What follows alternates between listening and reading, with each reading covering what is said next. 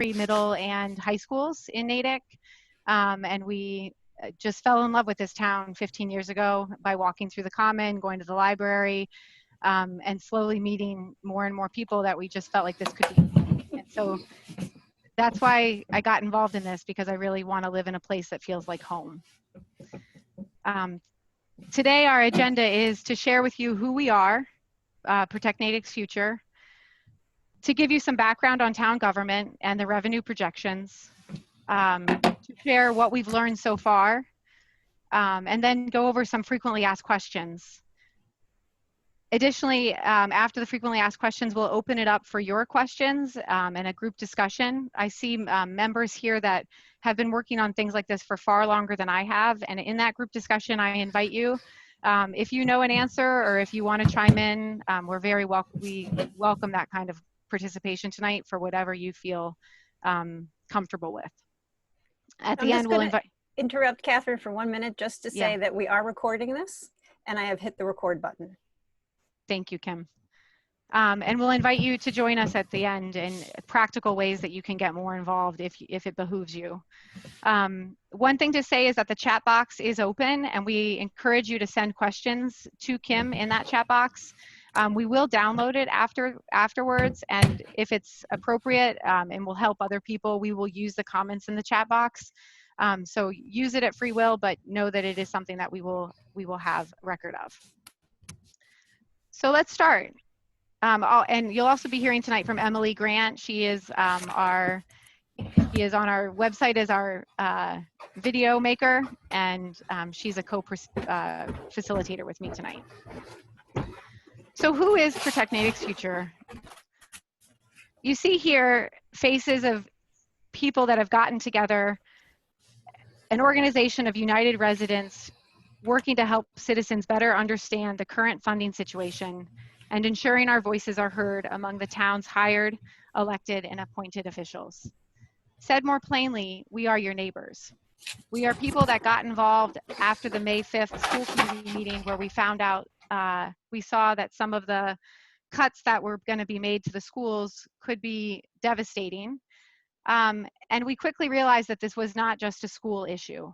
We reached out collaboratively across the town. We involved neighbors who don't have kids in the schools anymore. And we started to work for a town-wide solution around the projected revenue loss, because we all love to live and work and play here.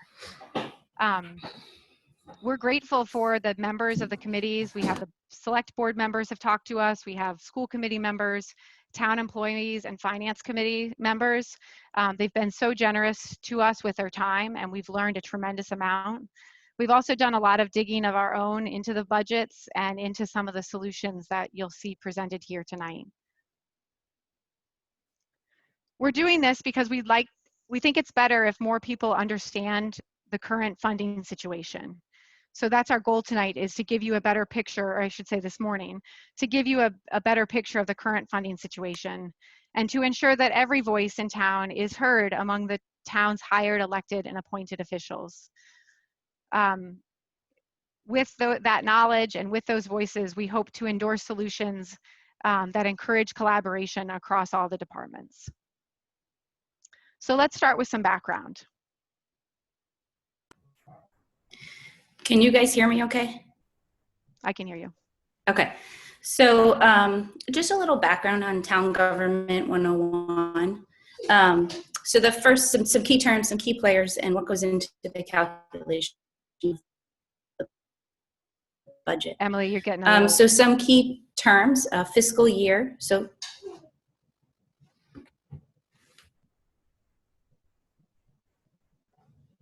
you know, Emily, we've lost you. So I'm going to take this slide and let's see if we can get your Wi-Fi better. So Town Government 101. It's important to note on the left-hand, this first square here, that a fiscal year runs from July 1st to June 30th. And so that happens every year. It starts in the year before on July 1st and runs until the June 30th of the actual fiscal year.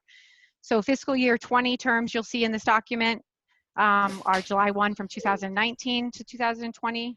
and then fiscal year 21 start this coming July and will run until next June 30th, 2021.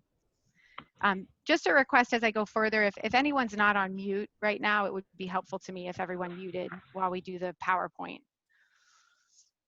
The middle section here, the key players. I'm back. Am I back? These are the key players of the administration. We have Miss Melissa Malone as our town administrator, who works directly with the Board of Selectmen as our sort of the executive branch. The Board of Selectmen is like the executive branch of our town government. They work then with the Finance Committee once the budgets are produced. In addition, the school superintendent is Dr. Anna Nolan, and the school committee will also produce a budget and additionally work with the Finance Committee on their budget. So that group, those three groups at the top, are groups that work collaboratively together to figure out the best share of our revenue in Natick. The final group down listed with the town meeting members, they are the essential people that vote the budgets every spring, and they have the final decision in all of our budgets. They're volunteers in the town, they live in your neighborhoods. Every precinct has 10 town meeting members, and the vote is coming up on June 30th. The town clerk, Diane Packer's office, she is the one that's organizing. She and her office are the ones that are organizing that vote. They have done a tremendous job in trying to get out the absentee vote so that people can vote safely in COVID-19. And if you click that link, all of these links will be live. We will send this afterwards. If you're interested in the absentee vote, you can click right on that town clerk place and you'll be taken to that place. Finally, the town moderator is Frank Foss, and he oversees the town meeting. He makes sure that the meeting runs well and properly based on the town meeting minutes or the town meeting law. And he also appoints the members of the Finance Committee. So it's essential that all of these groups work collaboratively together because they're all sharing the same money and they're all endorsing or recommending things that affect all of them. The final category on the end is the key calculations. And when we're looking at a budget, these are the things that inform how the budget is produced. So we're looking at revenue projections from the coming year, and we're looking at expenses that we expect to be having. And of course, those two things have to be balanced when you're forming a budget. Finally, at the bottom, you see there that the arrows, and this is typical in that every year there is a budget that we look back from the previous year. So in this case, it's fiscal year 20. There's always a preliminary budget that is produced by both the town administrator and the school committee. And then those budgets become amended and eventually sent to the Finance Committee for their recommendation and eventually to the town meeting members. What is unusual this year is between the preliminary FY budget, the pre-COVID, or the before COVID budget, and the amended budget, the now place that we're in, there was a dramatic loss in revenue for Natick. And so this makes this year quite unusual because the changes that are having to be made are more drastic than in previous years. Emily, do you want to take the next? I'm going to interrupt briefly and just say that Emily is back with her Wi-Fi, and I had a couple of comments. I think you just misspoke that there are 18 town meeting members and not 10 per precinct. Sue had her hand up, but I think that's probably what she was going to say. Thank you for the correction. Sue, did you want to add anything? Okay, so Catherine said, what was that huge change in the budget between January and now? It's a major loss in revenue projected for fiscal year 21. So if you look on this chart on the left, the purple column is what's expected for state aid. And so originally in January, before COVID hit, the town projected that they would receive $15.4 million in aid from the state. Now, as of May 11th, the projection is closer to 12 million, so a loss of $3.4 million. And then in the green column, local receipts, so that's taxes from hotels and restaurants and local businesses, in January was projected at $4.4 million higher than it was on May 11th, which is when the Board of Selectmen gave their recommendation for a revenue projection. There's two other major categories in revenue, which is, of course, our property taxes, which is projected to stay pretty level.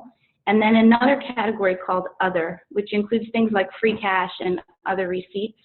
Specific numbers have not been provided on that yet, I think because it's still somewhat unclear as we haven't finished out fiscal year 20.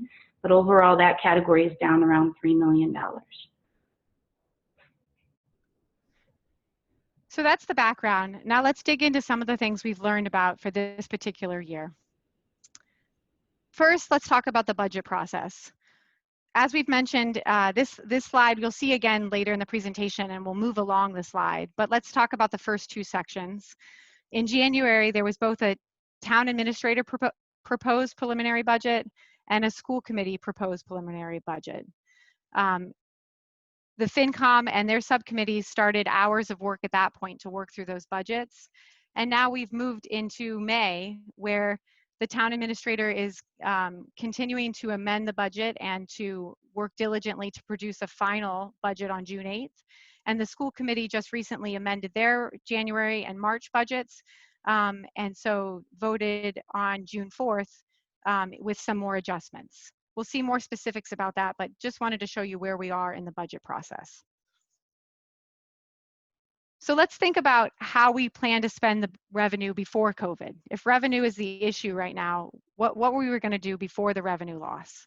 And this graph is a quick picture to show you the types of budgets in Natick. There are 4 basic budgets that are, that we have in Natick. We have the Keefe Tech and shared expenses, the other category, municipal services, and then the purple in Natick Public Schools. And one thing that's important to note here is that Natick Public Schools does not have any mini departments listed underneath it because it works as it works as its own authority. So once town meeting members vote its budget, they give them a top line dollar, then Natick Public Schools decide how to spend that money within Natick Public Schools. The other departments work differently, whereas they each are given, that money is given to each one of those departments. Okay, so the question is, how will that lost revenue impact the school and all the other budgets in town? So what we did was we took a look at what the town administrator's proposed budget looked like in January before COVID hit, and then we compared it to the latest information that we have from the town administrator, which was that presentation that she gave on May 11th. And so what she was showing in that presentation was that the Natick Public Schools allocation would go down about $4.4 million. And my Wi-Fi cut out before, so I didn't hear, but I'm not sure if Catherine said those links on the bottom link to the exact place where we got these numbers and this information, and they're all live links. Then that green column, the municipal allocation, which included things like public safety, public health, all of those things, was down about $400,000. And then Keefe Tech and shared, and it's important to note that of that category, the majority of it is shared. Keefe Tech is a very small line item. That's down about $500,000. And then this category other is down about $3 million. And you can just go back to the last slide to see what's included in that other category. So what does that revenue mean? Obviously, the Natick Public Schools budget and the municipal budget are in a lot of ways comparing apples to oranges. But if we look at in that tealish graph, the cuts as a percentage of each of their departments, the Natick Public Schools as of May 11th were being asked to cut about 6% out of their budget. The municipal budget was being asked to cut about 1% out of their budget. And again, I think that's important to note that 1% out of the municipal budget could mean a very different thing than 1% out of the Natick Public Schools budget. But it's just a graph there to look at them and compare. So how can Natick address the lost revenue? So this is sort of two things together that are going to help. So the first thing is to rely on some savings. So the town has what are called stabilization funds, which are essentially savings accounts. And so the Board of Selectmen have so far recommended to use about 25% of 2 of those savings accounts, which is about $2.3 million to put towards that difference in revenue. And then the other reality is that there's going to have to be cuts to services across the town. And so we looked at some of those cuts, but I think it's important that we're all trying to wrestle with what do those cuts mean and what impact do those cuts have on every member of Natick. So here you see the slide again about where we are in the budget process. And on Monday, a very important meeting is going to happen at the select board where the town administrator is going to publish the amended budget for the town.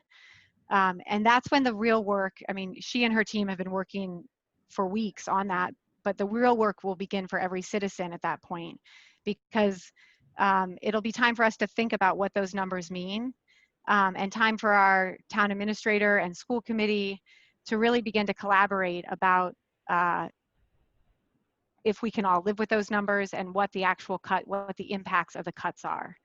Additionally, the FinCom and the subcommittee members, so Finance Committee is made up, I think, of 14 people, and each one of those people are broken up into subcommittees that look at each one of the mini budgets. So kind of like in college when you used to break up a book and everybody would study one chapter and all report back, that's what the subcommittees do here. And they will literally spend hundreds of hours going line by line. Every single thing that is in the Natick budget will be vetted by the Finance Committee. And they will, in the end, produce a recommendation. It can be recommended, it can be not recommended, it can be no recommendation, and they can recommend changes as well. So that will be an important process to pay attention to, and we invite you to attend as many of those meetings as you can. Finally, in June, you'll see that town election on June 30th. And I've mentioned this before, but it's essential because that is when our town meeting members will be elected. And you know, those are the people that will have the final say in the budgets. And you know, this year when town meeting occurs, it will be different in many ways because of COVID-19, but it will potentially be different because if the budgets are not balanced before going to town meeting members are going to be in a place to wrestle with some hard decisions. And our hope is here to give you some background information around some of those hard decisions that are going to have to potentially be made on town meeting floor. So as of June 4th, which was on Thursday night, the school committee met and voted through what they are proposing for the budget that they need to run their school system. And so in that meeting, new cuts were approved by the school committee, which was to eliminate most of the new hires that they were originally proposing in January, to not upgrade any of the technology that they had originally planned on doing in January. So that's like freshman laptops, things like that. This is a big one. So some additional empty positions are now indicated from retirements. And initially you would use those positions and you would refill them. And that would be no new net hires. You're not hiring someone new net-wise. But they're not going to refill those and they're going to shuffle things around instead. So there's a realized savings from those retirements. And then the last thing is to redeploy some positions that they can use to staff the Kennedy Middle School. So instead of having to hire those new teachers at Kennedy Middle School for like the 7th grade, the subjects in 7th grade and Spanish, they'll be able to use positions from other places within the school or within the school system. And then the last thing, which is under negotiations, is with the unions to freeze their COLAs. Now, I think there was some misunderstanding going on, but so COLAs is one of the ways that teachers and staff and all of the people that Natick Public Schools employs can increase their salaries. So originally, the total group of salaries was going to increase about $3.3 million. And if these negotiations go through, that will go down to about $2 million. So the graph on the right kind of shows you the history of the Natick Public Schools allocation. And so in FY20, the allocation was under $68 million.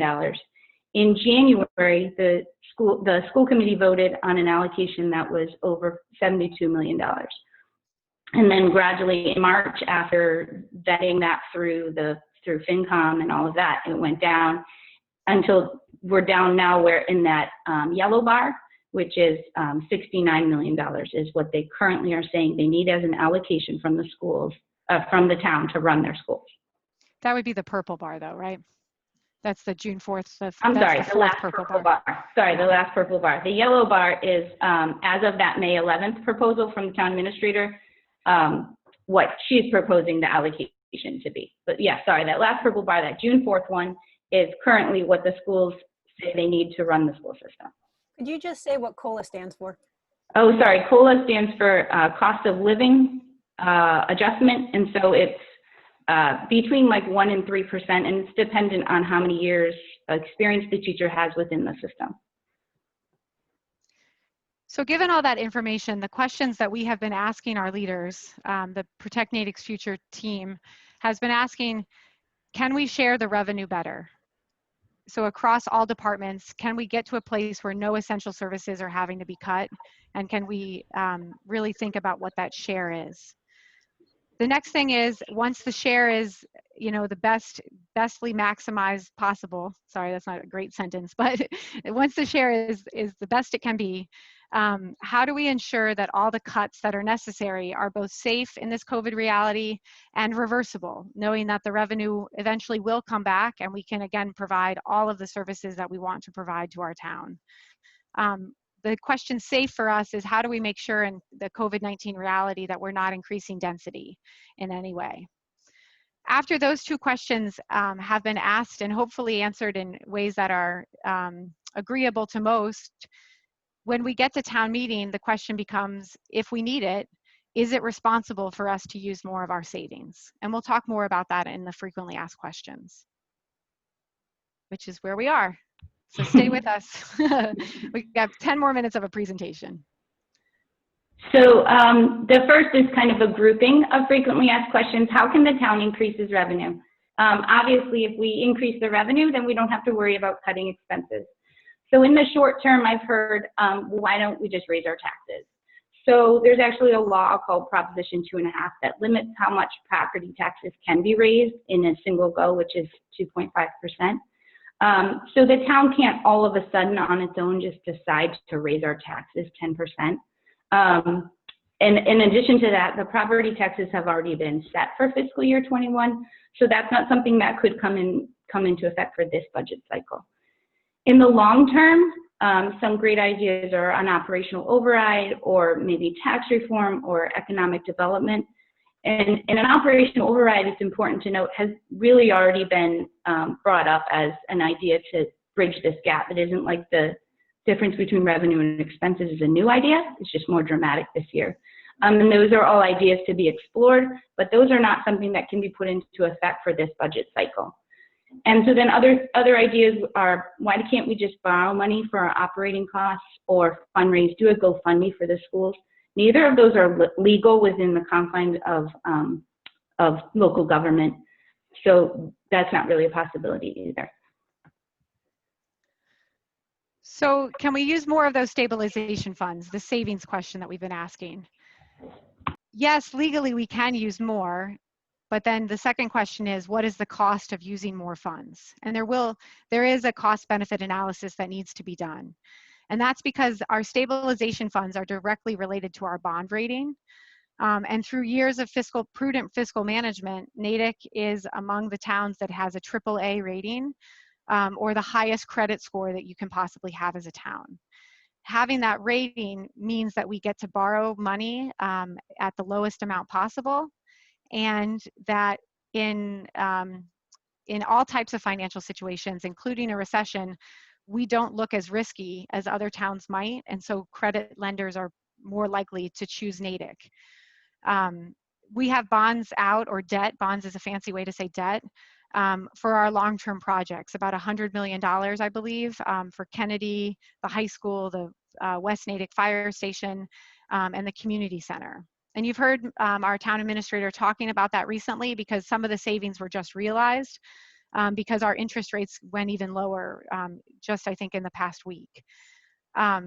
So many people want to talk about this, though, because the question is today the rainy day? Is today the reason that you have the stabilization funds and so you dip in more? We know that the Board of Selectmen have obviously voted to dip in some, and now the question becomes, do we take any more out if we need it? And the truth of the matter is, there's no number that we can call S&P or Moody, the rating agencies, and say, if we take out this amount of money, will you still leave us at AAA? Because they base their ratings on fiscal behavior.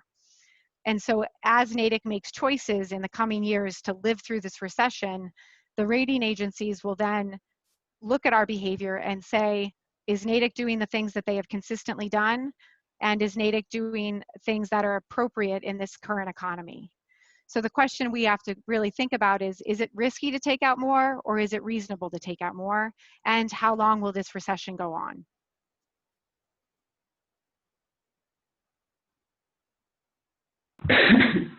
So the term level services has been brought up if you've been watching any of the meetings. What is it and what does it mean for Natick Public Schools? So the idea of level services means that the Natick Public Schools would provide the services this year that they were able to provide last year. And so if you look at this graph on the right, on the left, in fiscal year 20, what was budgeted for the allocation to the schools and estimated level services were about even. And so the schools were able to add in a little bit of their own savings and provide services that were even a little bit better than the year before. In January, what was proposed for the allocation from the town versus estimated level services was a little bit higher. And so that means in that preliminary budget in January, they could add in some new things, like maybe some new hires to alleviate bubbles and have smaller class sizes, things like that. Now, where we are now, as of June 4th, what's budgeted from the town is that yellow bar for Natick's allocation. What's needed for level services is that pink bar. And you can see that there's a big difference between those two bars. Somewhere in it's not an exact calculation, but somewhere around $3.5 million. And then that purple bar is what the school committee voted on June 4th. So the school committee did vote in a budget that's less than level services. It's still a drop between that and what's currently budgeted for the Natick Public Schools allocation. So what does that mean in terms of the budget? So in order to fulfill legal requirements, they can't cut mandated special education services. They have to uphold their legal contracts with teachers and staff and vendors, and they have to have some required increases to technology and curriculum. Certainly, we've been doing this all virtually. Teachers need to have laptops that work and their Wi-Fi doesn't freeze. Fine. So what did happen on June 4th is that the school committee voted to decrease some special education positions, but they're still able to stay compliant with the state on those services. And then what's important to note with the contractual obligations is the town is not able to go to the, for example, teacher union and say, we're going to cut your contracts. But what happened was the teachers union has voluntarily come back to the negotiating table and said, we're willing to renegotiate our contract and potentially freeze our COLAs. That's not a definite, it's still under negotiation. So because there's really not many more cuts you can make to those legal requirements, what may have to happen if that purple bar and that yellow bar do not come to the same level is that the schools will have to increase class size and school density, lay off some teachers, reduce professional development, eliminate theater, sports, after-school programs, or potentially close an elementary school. So I saw in the chat window the question about, is Johnson off the table? Well, no, because we're still, the Natick Public Schools, the school committee budget of $69 million is still about $2 million over what's the current idea for an allocation to Natick Public Schools. So nothing's off the table. There's still that difference there. And I'll add, Emily, that is why Monday night's meeting, the Board of Selectmen meeting, is so important, because that yellow line will be either amended or presented as official. We don't know yet what the finance team of Natick's town has come up with, but on June 8th, that yellow line will potentially be different, and that's essential. The last question we've received a lot about is the CARES Act, or will federal aid help? Of course, federal aid will always help, and we're hoping that down the line there would be a CARES Act Part 2, and we are actively speaking with our state representatives about clarifying that state money. But the federal government has passed the first part of this, called the CARES Act, and that $3.1 million has been allocated to Natick. And again, we're hoping for some more information from that because the town administrator and the schools and all the departments are collaborating right now on how is the best way to maximize that money to spend the $3.1 million. There's been a lot of conversation with the town lawyers as well to understand how exactly that money can be spent. And so we're still waiting to hear what will happen with that money. So now it's our pleasure to open this up to a discussion, and Miss Kim Bernard is going to be leading that discussion for us. If you feel open to it, we'd love for you to turn on your cameras so that we can all talk to one another. We understand if you're having a bad hair day and you don't want to do that. So we already had about 5 questions that I will ask and read. And then you can also raise your hand electronically. I won't be able to see all the videos, so don't just do it on the video because I won't see you. Those after I read these 5 questions that have already come in. The first one was already answered by Emily, which was about is Johnson and some of the other things in the other cuts off the table. So I think that one has already been answered. Chan had 2 questions, and I'll ask him to also speak up. He asked about the amount. How was the amount of 2.5 million from stabilization funds determined? I think your slide covered that, but I don't know if you had another question about that. The second question was, from past allocations from the stabilization funds, what has been the change in rating? And that's from Tien? Yes. Okay, thank you for that. So I'm happy to send you after this meeting. There's a whole document on the financial principles of Natick. So the Board of Selectmen have like a document that would take hours to read about how their financial principles are formed, and then how those principles inform the decisions they make about the stabilization funds. It came down to a vote. It came down to projections and using the information that they had to make the projections that they have. Emily, do you want to add more there? Honestly, I forget what the second part of the question was, but I knew I wanted to say something about it. The second part, oh, go ahead. I wondered that in the past, have we taken money out, and how has that affected our rating? I know it's about our whole fiscal and financial behavior, but can we somehow judge by how much we take out, how it will affect our rating? Yeah, that's a great question that I've asked too. So a lot of people are looking back to the recession in 08, and the town didn't have stabilization funds at that time. That they're a relatively new thing. And somebody on here, correct me if I'm wrong, but that's the answer that I've been given because I've asked that same question. So I don't think, as far as I know, I don't think that was an option at the time. There have been times in the past, though, that Natick has had a AA rating, I understand. And then, it all depends on these interest rate scenarios, right? And that changes all the time based on all of the federal money. But, interest rates have ranged just like house mortgages. My dad used to tell me about buying his first house at an 18% mortgage rate. Like those interest rates for bonds change all the time. And so AA never means the same thing. AAA never means the same thing because the interest rates vary. If anyone is a bond analyst in town or knows one, we would love to talk to you because we need a bond analyst right now. Great. Okay, so the next question is from Moira. How does an operational override work, and what are the consequences?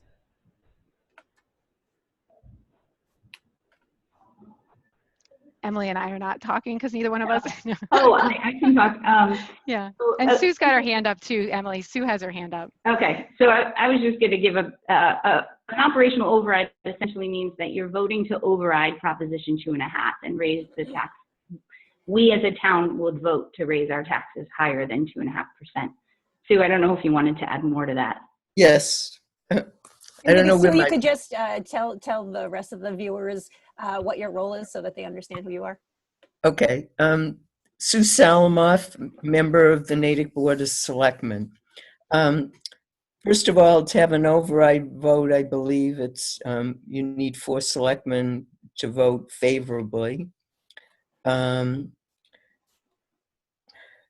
The when you vote an operational override, the amount of money that gets voted, if it's favorable, is permanently added to the town's base. Because, whereas in what's called a debt exclusion override, it's only for the period of time that you're going to pay for the debt. So for example, the debt exclusion could be like the high school or the West Natick Fire Station. Right, and right. Did I miss anything? But anyway, you know, that is one way for the community to decide to pay more for its services. Could I just jump in and augment what Sue said? Yes, please. And I apologize. I just got back from our extremely clean Wegmans to get running the grocery run this morning. So I'm Paul Joseph, also a former selectman in economic development, but also what pulled me into it was the override activity and campaign of 2008. What Sue said was accurate, but Sue, the way you presented it, it just sounded like the vote was the vote of the Board of Selectmen, as opposed to then going to a public ballot. So just to clarify, a supermajority of the Board of Selectmen, which in our case is 4 out of the 5, have to approve putting an operating override on the budget. If they vote to do that, it becomes a ballot question for the town to vote. So it's a town-wide vote, not that the Board of Selectmen can't pass an override. They can pass a motion to put it on a ballot. It's helpful. Thank you. Right. So then we are going to Cody, who asks, what is the process for raising taxes by less than 2.5%? That is an increase that wouldn't be subject to Prop 2.5. So that's a great question. I think somebody else can probably answer, but I was just going to say that it is already, the tax rates are already set for fiscal year 21. So it can't happen before this budget cycle. But in terms of maybe like next year, my understanding is that that's set by the town. But does somebody else? Oh, the selectmen voted. Thanks, Jillian. Yeah, I understand. I thought that was very helpful on the slide. That's not helpful for this year. I just thought that, you know, in terms of the overall goal of making the cuts reversible and all that kind of stuff, it seems like it would still be important to talk about ways to raise taxes next year, whether it's through the override process or not. So if the Board of Selectmen can just vote, do they have to have a supermajority for that, or can just a simple majority vote to increase taxes by less than 2.5%? Paul, would you answer? It's not as... Go ahead, Sue. Okay. Actually, the tax rate is not set until November.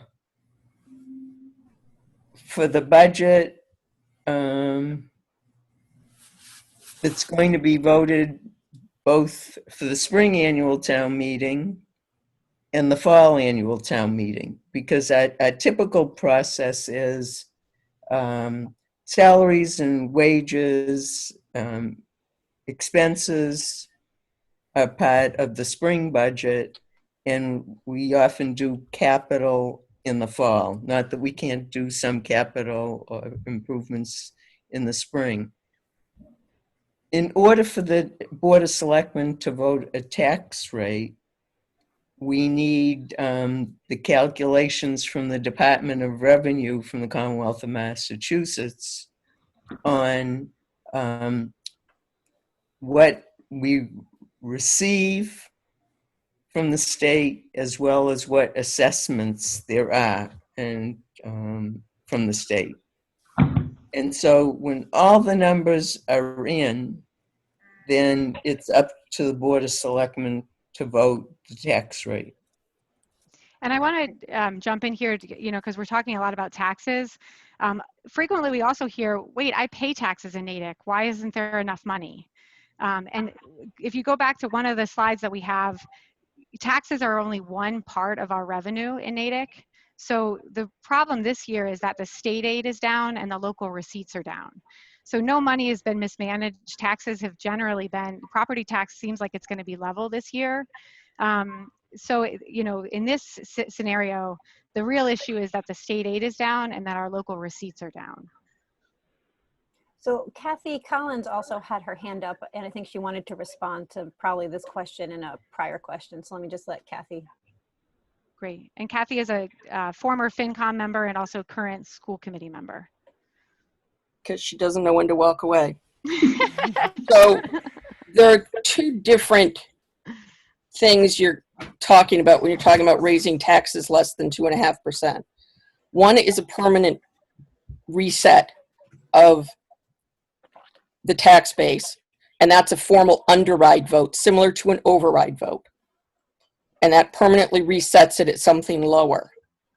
The other is a temporary 1-year thing.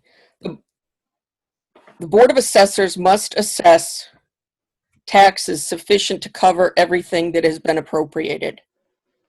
And if that uses all of the 2.5% levy increase, then that's fine. But it could conceivably, we could use other sources in some years and have in some years where we left tax levy on the table. The problem with leaving tax levy on the table is if you don't assess it this year's portion is gone forever. Now, next year you can assess so that it is used, but you will never get back the opportunity to assess this year's portion that you didn't assess and instead used other funds like free cash for. Helpful. Thank you. Great, thank you. Thank you. All right, so then Mark has a suggestion and a question. It's a good suggestion to put numbers on our slides, so we will take that into consideration, unless we just want to cause confusion. Did the school committee and town administrator negotiate what will be proposed on June 8th, or does the school committee have to react to it? I'm going to open that up to school committee members first. No pressure. You don't have to answer that, but we're looking at you, Kathy. I don't want to speak for you, though. I don't want to speak for a process that I haven't been involved in. That's fine. We have had discussions with town administration, but we are as in the dark as everyone else in terms of what number will be proposed for the school budget. We won't find out until Monday with everyone else. Okay, I guess the gist of it is, my question is, how much do they know all the machinations that the school committee is going through right now to try to meet the current yellow bar, and how much, because I think the more knowledge they have, the more they can understand how negotiations will go after June 8th. We do have meetings as part of the financial planning committee, which is 2 members of the finance committee, 2 members of the board of selectmen, 2 members of the school committee, the town administrator, and the school superintendent. Also, the board of selectmen members have been very involved in attending school committee meetings, to be aware, as have school committee members attending board of selectmen meetings. In fact, that's why we've changed our schedule to Tuesday nights for some weeks, so that we could each attend the other's meeting. Mm-hmm. But it's more information and listening than, I would say, negotiation at this point. Okay, thank you. Would I be accurate in saying that in terms of getting down to like line by line items, the more nitty gritty, that would happen more in the finance committee? Kathy? The finance committee is going to go through all of the lines. It doesn't mean that the board of selectmen can't engage in that process. Yeah. It doesn't mean that the school committee can't engage in trying to understand the municipal side and ask questions of the board of selectmen and the finance committee, but the finance committee is charged with recommending a budget for each department to town meeting. Thank you. There are other school. Up. Oh, see. Her physical hand. Yeah. All right. Go ahead, Sue. The town administrator will be presenting Monday night a complete budget with explanations for all the decisions, because the town administrator is the person responsible for presenting the budget to the town. And going forward is when everybody can judge what is important to them and what is important to us as a community as a whole. Yeah, that was essential. Something I learned that my first interpretation was that June 8th was like a final number, but now I understand that this is really where the collaboration begins under the advisement with the finance committee, and why it's so great that you're all here today, because the coming weeks could be exciting in town government. There could be a lot of input given. There could be a lot of feedback from our town given about those budgets. So we have somebody whose hand is raised. I just want to say we have other members of the school committee, but I thought they might want to be incognito, so that's why I didn't call on them. But I'm still willing to call you out if you want me to. So Paul Joseph had his hand up next, so I'll let him ask his question. Yeah, and again, it's just a refinement of what, oops, sorry, I'm still on my phone call too. Let's drop this. It's a refinement of what's actually been already said. The school committee will hear from the superintendent. The superintendent proposes a budget, school committee votes to endorse that budget, and that's essentially what they advocate for, what our school department needs.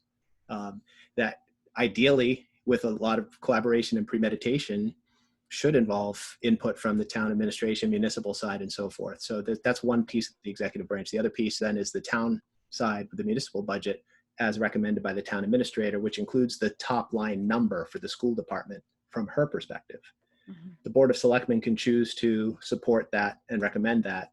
And again, each body plays a specific role, but ultimately those two discussions roll up to the town meeting vote, which is preceded by FinCom making a recommendation to town meeting. So as far as people that are interested in all of the meetings and where does all of this take place, at each stage, there's going to be discussion about what makes sense. The school committee will identify what they must have to support as best they can within the budget constraints, educating our children.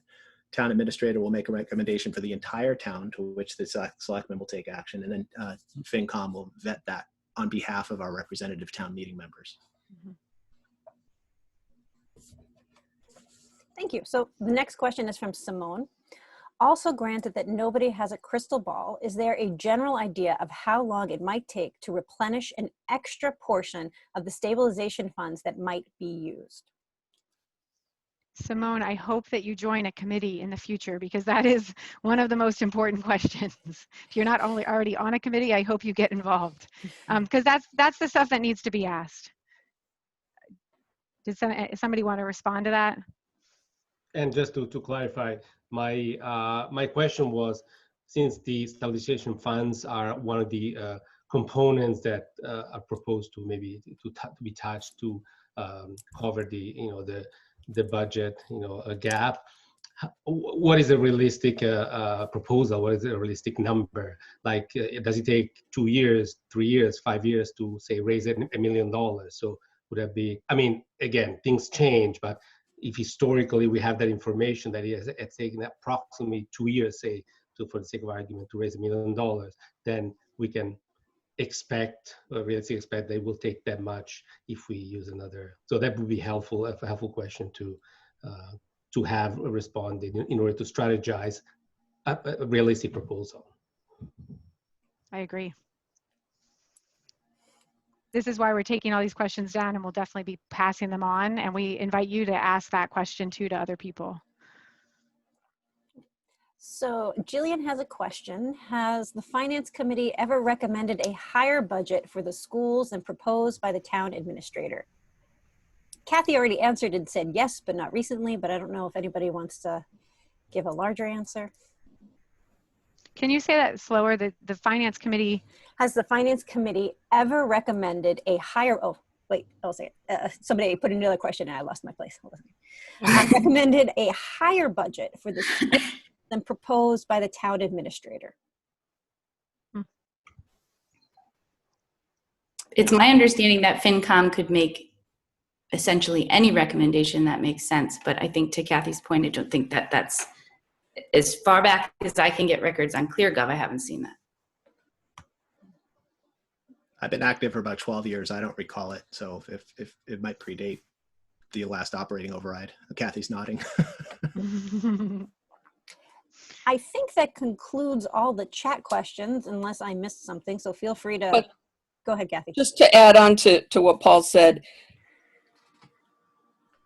in total, it's almost a zero-sum game. So in order to raise one budget, they have to find offsets in another budget. And that's Yes. one of the reasons that it doesn't happen with any regularity. It's late breaking news that, oh, we don't have this expense, so we can reallocate it or something like that. And it has not happened in quite some time. Okay. Tian, you had your hand up? Yeah, I was just wondering, in the budget, in the school budget, does that include greater, social distancing, space between the desks, stuff like that, or is that not in there?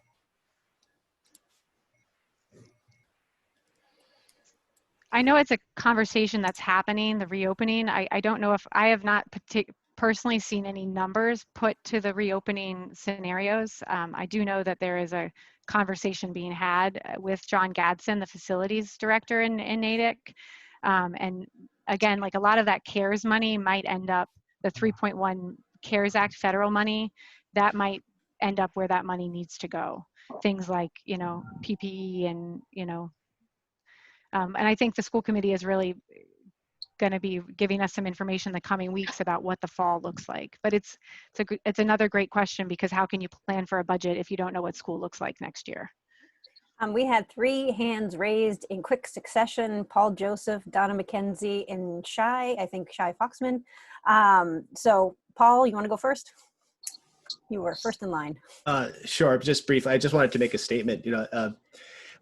I ran for selectman back in 2010 after being part of the override campaign to pass the operating override in 2008.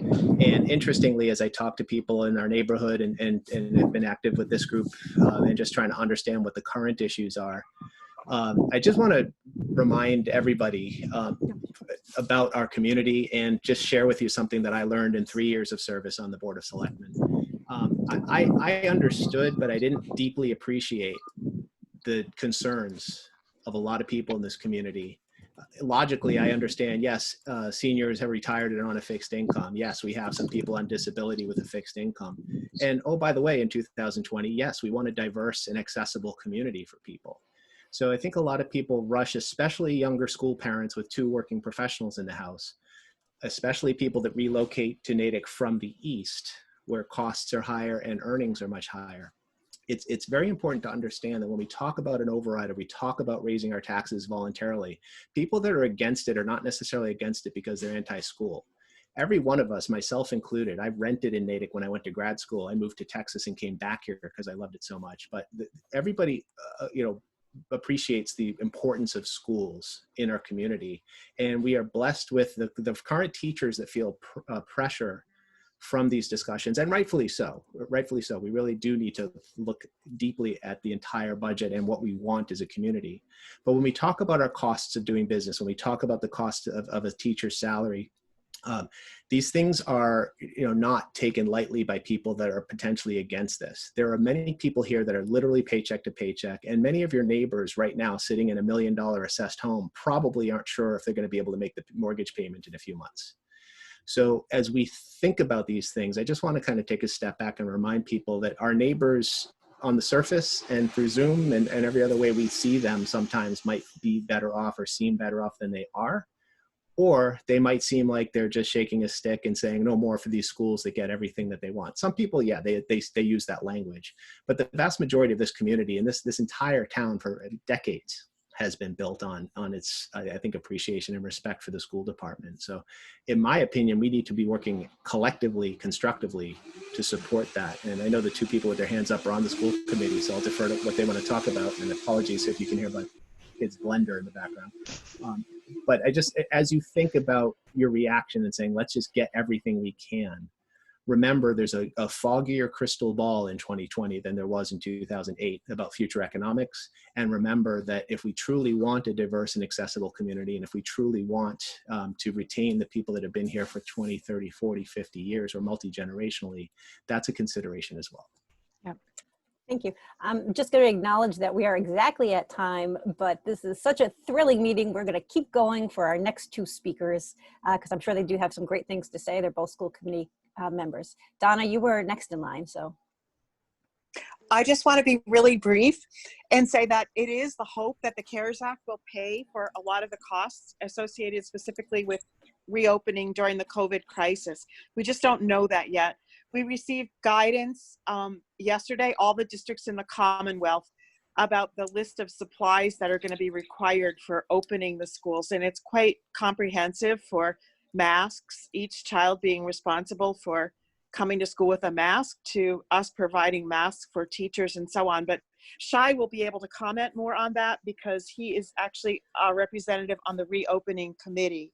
So I just wanted to say that. And with respect to what Mr. Joseph said, I think now is the time also to push people to do more for seniors and people with limited incomes in our community, because the days are coming when an override will be necessary. And we do have options like a circuit breaker version on the property tax that Sue Salamoff was working on. And I hope that there'll be some progress on that. So that's all I want to say for now. But I'm going to defer to Shai. Thank you so much. Thank you for doing this. Thank you for coming. Shai? Hi, this is Shai. Can you guys hear me? Yes. Yeah, well, actually, Donna said exactly what I was going to say, so I don't have much to add, especially since we're on time. But yeah, obviously, every time you try to plan for a budget for the following year, there's always some variability, but this year is really special or really different in that we really have no idea what school will look like in the fall. As Donna said, there is a reopening committee here in Natick, which I'm part of, with Department of Health people, school people. But much of what is going to be factored into the decisions is really the guidance from DESE, which will be coming up in the next couple of weeks. So anyway, so there's just a lot of much more uncertainty, I think, this year than in previous years, especially in terms of what does education during COVID-19 look like in terms of social distancing or remote learning. But Donna really filled in everything else. And I'll just say also, just since I have the floor, thank you so much for having these calls to the Protecting Natick Futures group. It's such a great experience to not only be able to have this conversation and ask questions, and especially for us elected officials to hear from the community. It's a forum for us to hear from the community. So thank you so much for having this. Welcome, Shai. Thanks for being here. Sue has her hand up. I do want to say this is the most fabulous citizen put together meeting regarding the town budget that I have ever attended, and I am a 48-year resident of Natick. That you've done your homework and you're being thoughtful, and I look forward to all of your continued participation.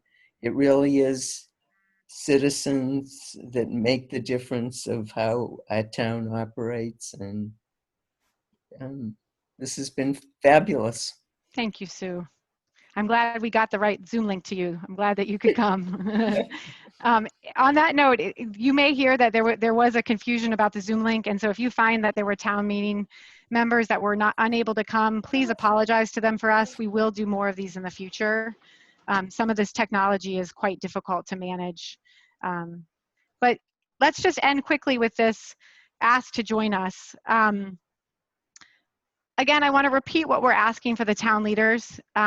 The essential questions for us are, do the budgets that will be endorsed and presented in now just the coming days, do they share the revenue deficit to ensure that essential services for all of the municipal and school departments? This is a town-wide solution. Is the share the best we can do across the entire town? And with those necessary cuts that have to be made, are they safe, and are they reversible?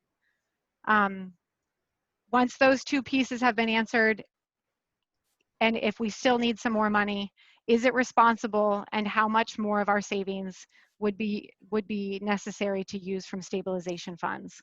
And I want to say a quick thing on that. I had the opportunity to talk to 2 town meeting members this week who were quite honest with me and said they were surprised that I was telling them that this might come down to town meeting, because they said, typically on town meeting, we get a recommendation, and it's been vetted well, like financial people and school committee members and the town administrator, you know, like people have weighed in on it, and town meeting members vote and feel good about it. And this year is going to be potentially different in that there might be multiple budgets brought to the town meeting members' floor.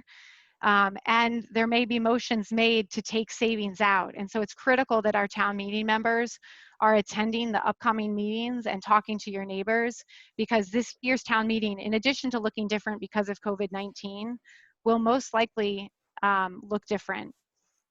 There's a chance on Monday night this will all be figured out, and it won't, you know, more stabilization funds may not have to come out, but we do all need to really pay attention.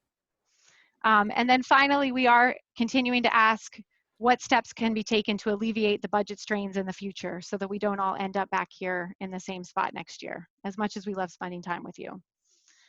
So where you can come in, vote, you know, like I mentioned, Diane Packer has done a great job getting those absentee votes out. That link is live on our website and on this slides. Send in a vote for a mail-in ballot, or show up on June 30th to vote. Attend as many meetings as you possibly can. We realize that you're living in a difficult time with family members sick and with kids being home and with work continuing. So whatever you can do, if it's only one meeting in the coming month, it's going to benefit everyone if we get more people at any of those meetings. There's always more information to come from our email list, and you know, we're always welcome to receive your emails. And then talk to your town meeting members. The list of names is on our website. You can literally look up their address, and you can go knock on their door. That's why they're there. That's all I have. I'm grateful for all of you for coming, and we look forward to seeing you in the future.